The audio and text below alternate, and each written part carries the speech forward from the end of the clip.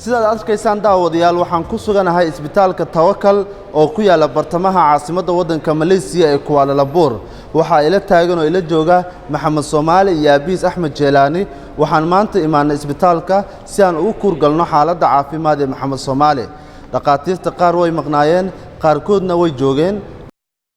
Assalamu alaikum warahmatullahi wabarakatuh. My name is Dr. Zarizam Zakaria. I'm a plastic and reconstructive surgeon in Tawakal Hospital, taking care of Muhammad Ahmad Jeelani. I just like to update on Ahmad Jeelani. He is currently having right thigh wounds with a chronic left leg wound, which are still undergoing regular treatment in our hospital. The current plan is to get him admitted to the hospital tomorrow, and we're going to do a debridement on the both right thigh and left leg to and send some tissues to determine whether there is infection or not in those areas. And then we will we will go in again to the operation theater after 2 or 3 days. And if the wounds are suitable, then we will skin graft the right thigh, and the right thigh will be grafted using skin graft. We will be taking it from the back or from the right leg. Then the plan after that is to review the take of the skin graft, 5 days, 3 days, and 3 days. So the duration of admission will be, the minimum will be about 2 weeks. And maybe up to 1 month if the wound and the skin graft take is not good. We are trying to minimize the stay in the ward with a good outcome, inshallah. The cost for the hospital stay, he will be required to pay some deposit tomorrow during the admission. That will be around Malaysian ringgit, about 3,000 ringgit. And then we will go further when we need it, because he will require a few sessions in the operation theatre. One is to debride, to skin graft, and the rest of the procedures is to do a wound inspection, to do a dressing, and to take care of the skin graft. So hopefully by discharge time, the whole skin graft will be stable and he's ready to be discharged. And once we have taken care of the wounds, the next step will be to take care of the deformed left ankle, because he has a dislocated left ankle. Left leg was shortened due to the injury to the bones and the soft tissue, and he will be required to undergo examination and treatment by an orthopedic pediatric surgeon later, once we have tackled the issues of the wounds. I think that will be the update for today. Thank you very much. Assalamu alaikum warahmatullahi wabarakatuh. So the one last question that I would like to ask you is, the duration of Muhammad Somali will be taken, how long will be staying in hospital, and how long will be minimum and maximum? I think the duration of stay will be around 2 weeks to 1 month. That will be, inshallah, the duration of time. As I mentioned to you just now, we try to minimize the stay, but that depends on how much skin graft stability is. Assalamu alaikum warahmatullahi wabarakatuh. daawadayaal kusoo dhawaada qaybtii saddexaad ee barnaamijkan ugu talagalnay inaynu ku soo bandhigo lacagihii soo gaaray Maxamed Soomaali ay ku soo sadaqaysteen walaalaha Soomaaliyeed. waxaan maanta tagnay xawaaladaha Mustaqbal, Amana, Amal iyo waliba xawaalada Taj. sidoo kale waxaan tagnay xawaalada Iftin Express. walaalo Soomaaliyeed ayaa ku soo sadaqaystay oo xawaaladaha soo dhigay lacag kala duwan. sidoo kale xawaalado fara badan oo xirnaa ama qaarkood ayaa waxay nagu yiraahdeen lacagihii janjiga way naga dhamaadeen. totally waxa xirneed xawaalada Tawakal oo maalmihii ugu dambeeyay aan weynay isku dayo fara badan oo aan sameynana waan ku guul dareysanay in xawaaladaas aan lacagihii walaalaha Soomaaliyeed ay soo dhigeen aan ka soo qaadno. laakiin waa isku dayi doonaa insha Allah tacaala maalmaha soo socda iyo saacadaha soo socda in aan xawaaladahaasi lacagaha ka soo qaadno. sidoo kale maanta daawadayaal waxaan ku balansaneen inaan Maxamed Soomaali geeno isbitaalka Tawakal isla markaasina dib caafimaadkiisii uu halkaasi uga bilaabo. waxaan tagnay isbitaalka saakay aniga iyo aabaha dhale maxamed soomaali oo ila fadhiya axmed jeelaani iyo waliba qaar ka mid a asxaabta oo ka mid yahay nin la yidhaahdo cabdulaahi oo ka mid ah dadka aadka ula shaqeeya aabaha maxamed soomaali iyo waliba maxamed soomaali iyo waliba gabar kale oo la yidhaahdo maryan oo iyaduna ka mid ah gabadha sida aadka uga warhaysa nafaqaadka iyo waliba kirooyinka guryaha ama guriga ay ka degan yihiin. isbitaalka ayaan tagnay, waxaan la kulanay dhakhtarkii maxamed soomaali. waxa uu inoo sheegay dhakhtarka maxamed soomaali in uu maxamed mari doono ama uu arki doono caafimaadkiisa laba dhakhtar ayuu arki doonaa. dhakhtar waxa uu quseeyaa lafaha oo waa dhakhtarka dambe, lafaha ayuu quseeyaa. dhakhtarna waxa uu quseeyaa plastic surgery-ga ama qurxinta jirka ama maqaarka. dhakhtarka aan maanta aragnay oo ugu horeeya oo operationka ku sameyn doona waa dhakhtarkan oo plastic surgery-ga qaabilsan. wuxuu inoo sheegay inuu 3 hawlood ka qaban doono maxamed lugtiisa. kow inuu marka hore dhayi doono, isla markaas dhaymada marka uu ku wadana waxa uu inoo sheegay inay qasab tahay in maalin walba oo la dhayayo ama mar walba oo la dhayayo in la geliyo saalada ama tiyaatarka ama meesha qaliinka si markaasi loo suuxiyo oo neefti loogu xiro. sidoo kale waxa uu inoo sheegay in uu lugtiisa maxamed soomaali uu ka jari doono hilbaha qurmay iyo waliba hilbaha kala dheer si ay iskula ekaato hilibka ama jirka maxamed soomaali. sidoo kale wuxuu noo sheegay meesha maqaarka ka baaba-ay ama maqaar la-aantu ay haysato inuu maqaar uga raadin doono lugaha, haddii laga waayana uu kasoo qaadi doono maqaarka dhabarka dambe. arrimahaas ayuu inoo sheegay. waxa aan ka codsanay si walaalaha soomaaliyeed ee adduunka ku sugan oo daneynaya inay xaaladda maxamed soomaali la socdaan aan ugu soo bandhigno lacagaha ku bixi doona maxamed soomaali from A to Z. waxa uu yiri anigu ma quseeyo arrimahaasi, laakiin waxaa jira qeybo noo qaabilsan. waxuu inoo gudbiyey qeybta internationalka ee isbitaalka tawakal oo nin khayrudiin la yiraahdo uu hurmuud u yahay ama horjoogo u yahay ama gudoomiye u yahay. waan tagnay xafiiska, waxaan ka codsanay in lacagaha maxamed soomaali from A to Z ayna siiyaan si walaalaha aan ugu soo bandhigno. waxay nagu yiraahdeen ninkii meesha ugu sareeyay arrimahaasi go-aanka gaari lahaa wuu maqan yahay. waxaan ka codsanay inay noo wacaan. waxa uu yiri ma imaan karo, wayna adag tahay xaaladan inaan taleefon ku dhameyno. waxa uu ina balamiyey beritoole si markaasi aan howlaha caafimaad ee lacagaha ku bixi doona aan usoo afjarno. sidoo kale maalinta beri ah dhakhtarka waxa uu codsaday in qaliinka lagu sameyn doono maxamed soomaali because of 3 maalin ilaa 4 maalin ma uusan haynin dhaymo ku filan, lugtiisana waxay bilowday inay fashfashto. marka wuxuu yiraahday beritoole waxaan bilaabeynaa howlihii maxamed soomaali. marka daawadayaal beri waxaan jecelnahay hadduu alla idmo in maxamed soomaali isbitaalka aan jiifino. appointmentiga waa usoo sameynay. waxa ay dalbadeen inaan u hormarino lacag $1,000 ah. lacagta $1,000na beri ayaan bixin doonaa hadduu alla idmo. rasiidadeedana waa soo bandhigi doonaa. sidoo kale lacagaha ku bixi doona from A to Z na hadduu alla idmo waxaan soo bandhigi doonaa maalinta beri ah markii aan is aragno guud ahaan maamulka isbitaalka because of maantay maamulka qeyb ayaa maqnaa oo maalmihii ugu dambeeyana Christmaska loo dabaaldegayay. weekendina way soo gashay, maantana waxay maalinta ugu horeysay shaqada oo sidaas ay qaarkood usoo xaadiri waayeen. markii dhakhtarkan uu ku guuleystay arrimahan waxa uu yiri waxay qaadan doontaa ugu badnaan 1 bil, ugu yaraana 2 isbuuc ayaan ku wadi doonaa plastic surgery-ga. kadibna caafimaadkiisa waxaa la wareegi doono dhakhtarka lafaha oo isaguna lafta qaloocan ee lugta asagana fidin doona, habeyn doona. marka howsha maxamed yare waa faanole fariiqama qodna. hadduu alla idmo maalinta beri ahna wuxuu u jiifi doonaa ama loogu xareyn doonaa isbitaalka ummadda soomaaliyeed. walaalayaal waxaan ka codsanaynaa caafimaadka maxamed soomaali waa faanole fariiqama qodna. soo caawiya, ha ka caajisanina. qof walba wuxuu awoodaa kusoo sadaqaysto. waxaana ogaataan gacanta lagu soo sadaqaysanayo iyo gacanta wax sadaqaysanaysa waxa u dhexeeya waa qalad. please qof walba oo jecel inuu wax kusoo sadaqaysto ha kusoo hagaajiyo aabaha dhala maxamed soomaali. informationkii dhakhtarka intaas ayaan uga gudbaynaa daawadayaal. waxaan sidoo kale rabaa inaan idiin soo bandhigo oo aan hadda gudagalno walaalaha soomaaliyeed ee lacagaha kusoo diray xawaaladaha Taj, Amana, Mustaqbal, Amal iyo xawaalada Iftin. waa tahay daawadayaal xawaalada ugu horeysa waa Taj. waxaan bilaabi doonaa insha allahu tacaala walaalihii soo diray ee xawaalada Taj kusoo diray lacagaha deeqda ah ay ugu talagaleen maxamed soomaali. qofka ugu horeeya waa maxamed cabdi xaaji. waa maxamed cabdi xaaji waxa uu ku nool yahay uu lacagtan kasoo diro holland waxauna maxamed soomaali kusoo sadaqaystay $100 oo u dhiganta 420 ringgit. axmed jeelaani walaalkan maxaa ugu ducey lahayd?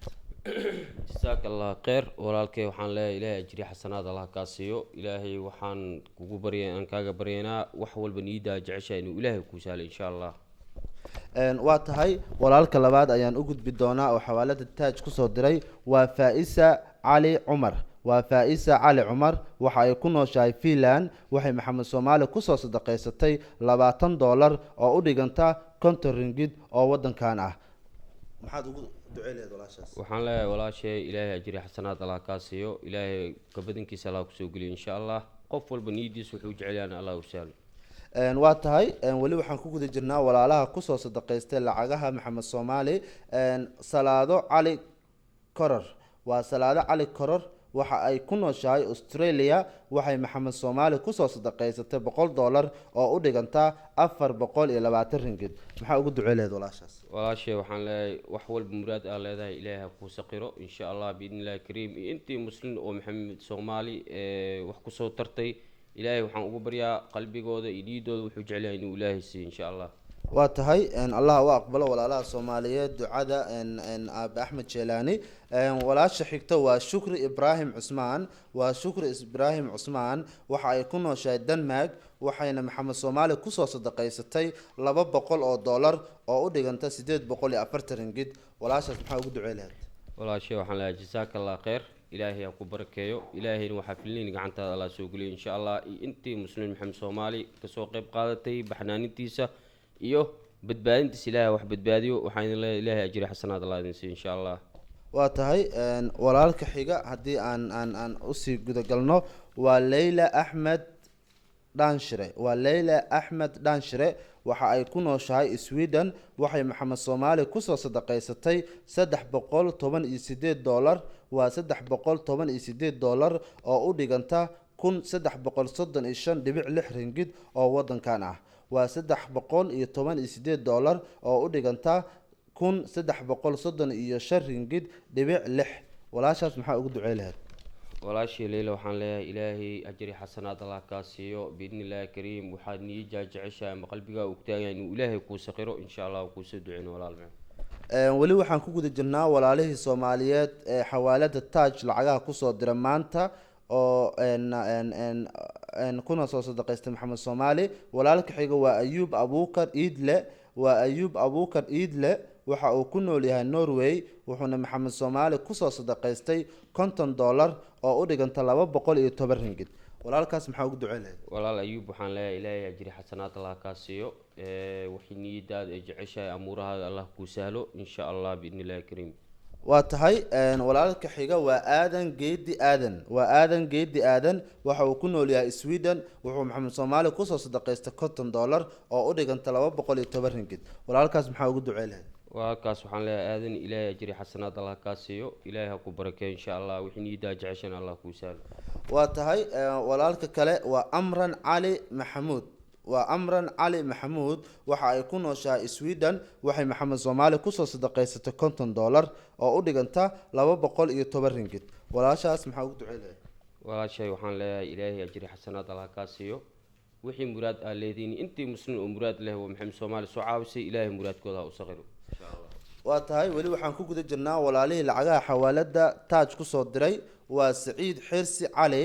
waa Saciid Xirsi Cali waxa uu ku nool yahay Frankfurt wuxuuna maxamed soomaali kusoo sadaqaystay $50 oo u dhiganta 210 ringgit.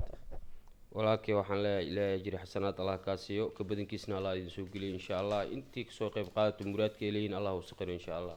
waa tahay walaalka xiga ama walaasha xigta waa Xafsa Maxamed Cilmi.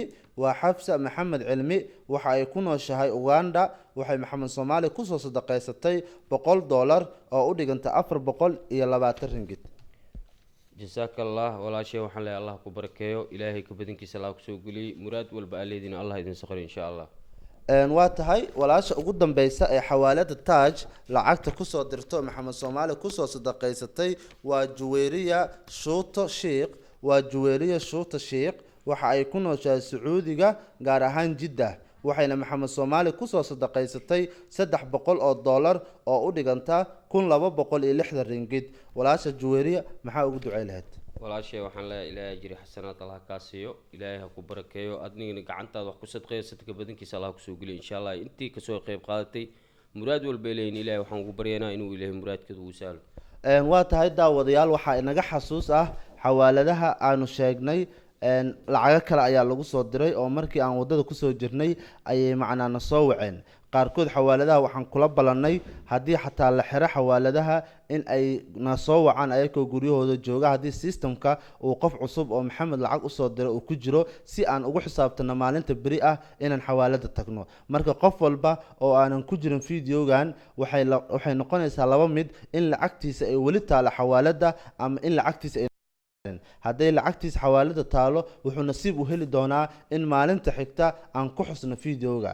haddii uu iska waayana waxay noqonaysaa in xawaalada uu problem ka jiro ama inaysan lacagtiisana soo gaarin. walaalaha Soomaaliyeedna waan uga mahad celinaynaa sida kartida leh walaaltinimada ku jirto ay maxamed soomaali u garab taagan yihiin. mar walba adigu idin baahan yahay, waa walaalkiin, waa wiilkiina. waxaad ogaataa mar walba inuu maxamed soomaali qalbigiin ku hayo uuna idin jecel yahay. hadda waxaan soo gudagalaynaa xawaalada Amal Express. waa xawaalada Amal Express walaalaha lacagaha kusoo dira maanta. qofka ugu horeeya haddaan sheego waa maxamed cali maxamed. waa maxamed cali maxamed, waxa uu ku nool yahay Minneapolis, Mareykanka. wuxuu maxamed soomaali kusoo sadaqaystay $100 oo u dhiganta 420 ringgit. walaalkaas maxaa ugu ducay lahayd? walaalkaas waxaan leeyahay ilaahay jiri xasanaad allah kaa siiyo, ka badankiisa allah idin soo geliyo, muraad walba aad leedahan ilaahay ha kuu saqriyo. intii adiga kala soo qayb qaadatay jazaaka allah khayr, ilaahay idin barakeeyo insha allah. waa tahay, allah u aqbalo. qofka xiga waa Rama Cabdullaahi. qofka xiga waa Rama Cabdullaahi, waxa ay ku nooshahay Kampala, Uganda. waxay maxamed soomaali kusoo sadaqaysatay $100 oo u dhiganta 420 ringgit. walaashaas maxaa ugu ducay lahayd? jazaaka allah khayr. walaashay waxaan leeyahay ilaahay ajri xasanaad allah kaa siiyo, muraad walba aad leedahan ilaahay ha kuu saqriyo insha allah. intii muslim ah oo maxamed soomaali soo caawisay ilaahay ha idin barakeeyo insha allah. allah u aqbalo. sidoo kale qofka xiga waa ureji cabdi geele. waa ureji cabdi geele, waxa uu ku nool yahay qofkan uu lacagta kasoo diray Columbus, Ohio. waa Columbus, Ohio. waxa uuna maxamed soomaali kusoo sadaqaystay $100 oo u dhiganta 420 ringgit. walaalkan maxaa ugu duceynaya? jazaaka allah khayr, ilaahay ha ku barakeeyo, ka badankiisa allah idin soo geliyo, muraad walba ay leeyihiin ilaahay waxaan kaga baryanaa inuu ilaahay u saqriyo insha allah. waa tahay, qofka xiga waa xirsiya yaasiin. waa xirsiya yaasiin, waxa ay ku nooshahay Sharjah, Imaaraadka. waa xirsiye yaasiin oo ku nool Sharjah, Imaaraadka. waxay maxamed soomaali kusoo sadaqaysatay $50 oo u dhiganta 210 ringgit. walaashaas maxaa ugu ducay lahayd? walaashaas waxaan leeyahay ilaahay ku barakeeyo, ilaahay ka badankiisana aad kusoo geliyo, muraad walba aad leedahan ilaahay waxaan kaaga baryanaya sahal masaal inuu ilaahay kaaga dhigo. waa tahay, weli waxaan ku guda jirnaa walaalihii lacagaha kusoo diray xawaalada Amal Express. walaalka xiga waa xasan maxamed xirsi. xasan maxamed xirsi waxa uu ku nool yahay Edmonton, Canada. wuxuu maxamed soomaali kusoo sadaqaystay $50 oo u dhiganta 210 ringgit. walaalkan maxaa ugu ducay lahayd? waxaan leeyahay jazaaka allah khayr, ilaahay ha ku barakeeyo, ilaahay ha ku nuuriyo insha allah, muraad walba aad leedahan ilaahay ha kuu saqriyo, kuu soo duceyn ani wiilkay insha allah. waa tahay, qofka xiga waa Saciid Cabdi Maxamed. waa Saciid Cabdi Maxamed, waxa uu ku nool yahay Edmonton, Canada. wuxuu maxamed soomaali kusoo sadaqaystay $100 oo u dhiganta 420 ringgit. walaalkan maxaa ugu ducay lahayd? walaalkan waxaan leeyahay jazaaka allah khayr, ilaahay ha ku barakeeyo, ilaahay muraadka aad leedahay allah kuu sahlo insha allah, kuu soo duceyn. waa tahay, qofka xiga waa Udbi Maxamed Ibraahim. waa Udbi Maxamed Ibraahim, waxa ay ku nooshahay Mareykanka. waxay maxamed soomaali kusoo sadaqaysatay $100 oo u dhiganta 420 ringgit. walaashan maxaa ugu ducay lahayd? walaashan waxaan leeyahay jazaaka allah khayr, ilaahay ha ku barakeeyo, ilaahay ciyaalka allah kula koriyo insha allah. waa idin soo duceynaa, qof walba muraad uu leeyahay maxamed soomaali soo caawiyo, ilaahay maaragta muraadkiisa u sahlo insha allah. waa tahay, weli waxaan ku guda jirnaa walaalaha lacagaha kusoo diray xawaalada Amal Express oo maanta oo taariikhdu tahay 4 bisha 1 2016. qofka xiga waa Hinda Cali Qaali. waa Hinda Cali Qaali, waxa ay ku nooshahay Contenberg, sweden waxay maxamed soomaali kusoo sadaqaysatay $100 oo u dhiganta 420 ringgit. walaashan maxaa ugu ducey lahayd? walaashaan hinda waxaan leeyahay jazaaka allah khayr, walaashay allah ku barakeeyo, ilaahayna muraadka aleeda allah kuu sahla insha allah, kuu soo duceynaa aniga wiilkayga. waa tahay qofka ugu dambeeya ee maanta xawaalada amal express lacagaha kusoo diray waa qaasin cabdulaahi cali. waa qaasin cabdulaahi cali, waxa uu ku nool yahay wadanka uu ku nool yahay waa lasoo kaabiyey, laakiin lambarkiisa haddaan idin sheego waa qaasim cabdulaahi cali. lambarkiisa waa 45 qofka lambarkaasoo ta u is-yaqaanaa wadankiisa meeshan kuma xusna, baaritaan badan ayaan ku sameynay, waan soo qaban weynay, laakiin waa 45 lambarka uu wato qofkaas, waana magaciisana waa qaasim cabdulaahi cali. waxaan u maleynayaa inay tahay denmark ama wadamada yurub qeyb ka mida waaye. lacagta uu maxamed soomaali kusoo sadaqaystay waa $100 oo u dhiganta 420 ringgit.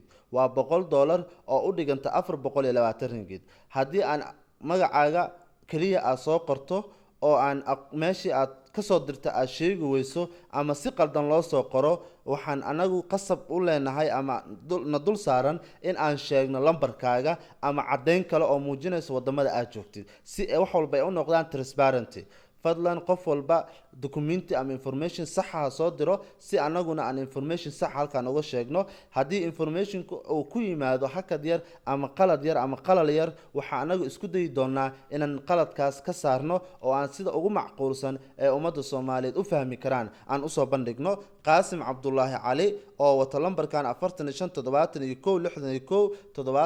45 wuxuu maxamed soomaali kusoo sadaqaystay $100 oo u dhiganta 420 ringgit. walaalkan maxaad ugu ducey lahayd? walaalkan qaasin waxaan leeyahay ilaahay ajri xasanaad allah kaa siiyo, ilaahay muraadka aleedaha allah kuu saqiro insha allah, anii wiilkayga waa idin soo duceyn.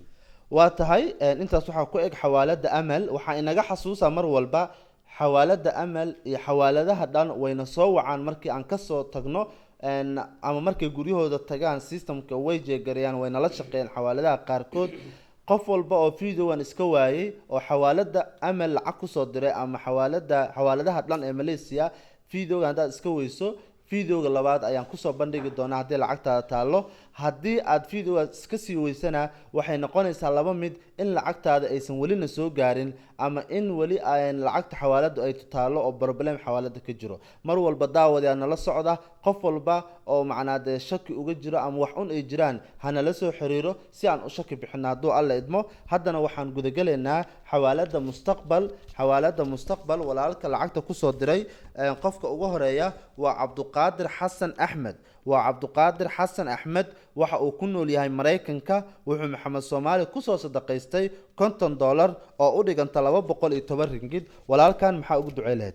jazaaka allah khayr, ilaahay kabadinkiisa allah kusoo geliyo, allah ku xifdiyo, allah ku barakeeyo insha allah, idin soo duceynayna biidni illahi kariim. intii kasoo qayb qaadan ilaahay muraadka leeyin allah u sahlo.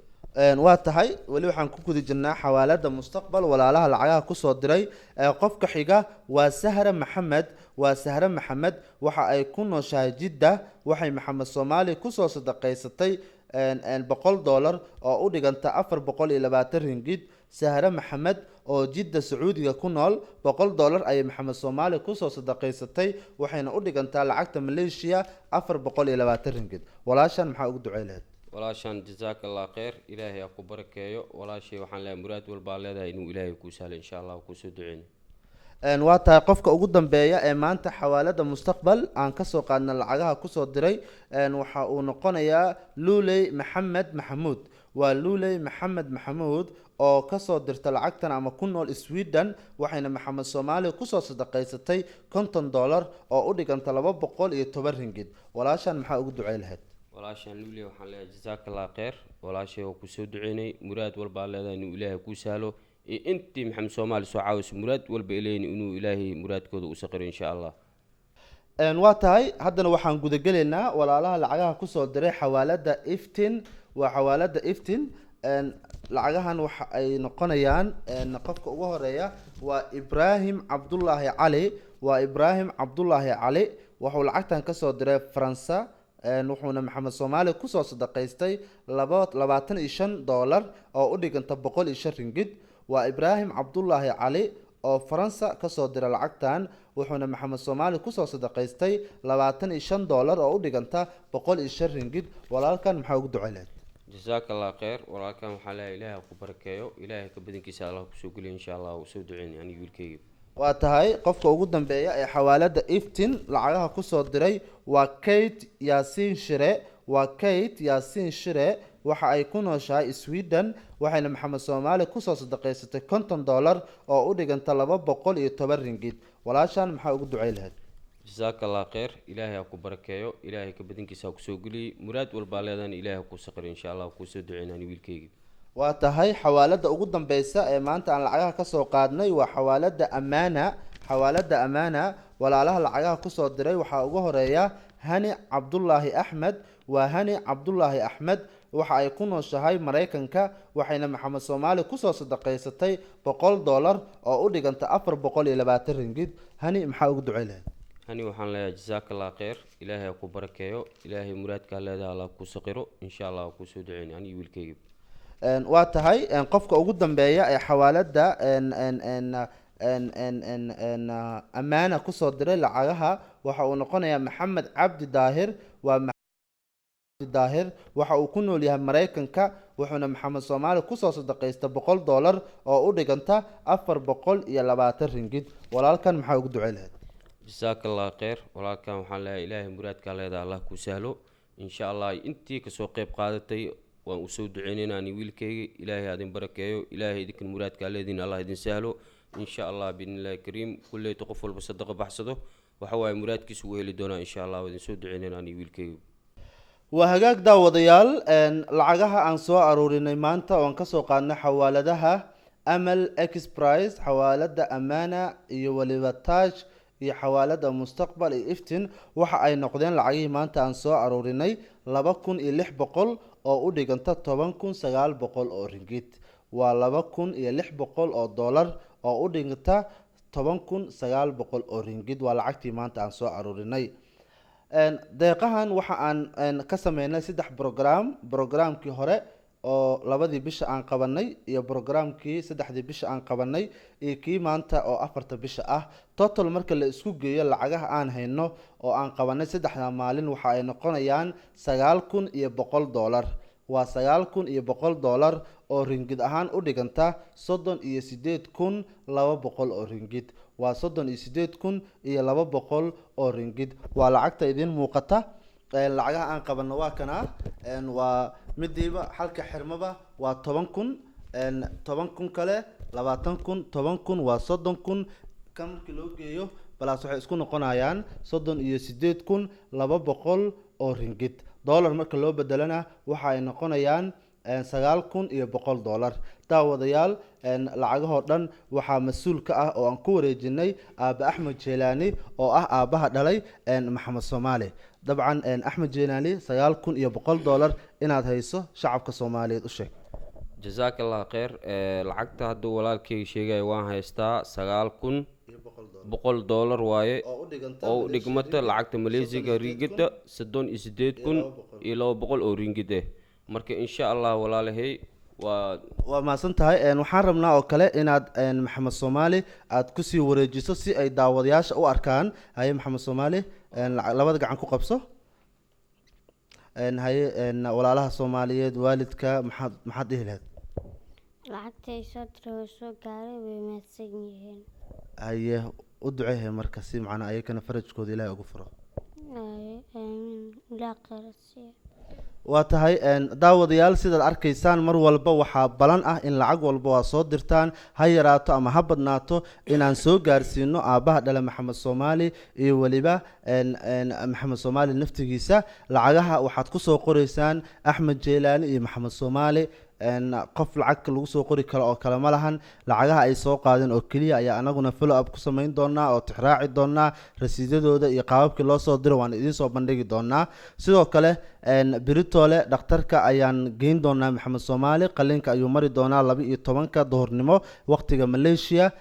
ka hor ayaan xaadiri doonaa 4 saacadood ka hor ayaan isbitaalka sii tegi doonaa waxaan sidoo kale beri ku balansannaha isbitaalka in ayna siiyaan lacagta maxamed soomaali ku bixi doonta guud ahaan sidoo kale waxa ay noo ballan qaadeen inayna sii doonaan lacagaha lagu leeyahay ee markii hore isbitaalka in laga soo saaro sababtay maantay ayay ahayd balantu laakiin waxaa maqnaa ninkii madaxda u ahaa qaybta internationalka sidaa darteed ayaan informationka idin soo gudbin weynay laakiin waxaa balan ah in markii ay informationkan soo dhammaadaan inaan dhammaantood oo isku duuban oo dhakhtarkii iyo weliba qeybihii kala duwanaa ee isbitaalka aan idiin soo bandhigi doono fadlan waxaan idinka codsanaynaa daawadayaal weli faanoole fari kama qodna sadaqadu ma dhowa sadaqadu allaha inkaga abaalceliyo oo macnaa waxa ku farxdaan allah idin tuso howshu ma dhowa waxaan idinka codsanaynaa inaa maxamed soomaali soo caawisaa mar walba aab axmed jeelaani ayaa 2 kelmadood siinayaa si aan usoo gabagabayno barnaamijka axmed jeelaani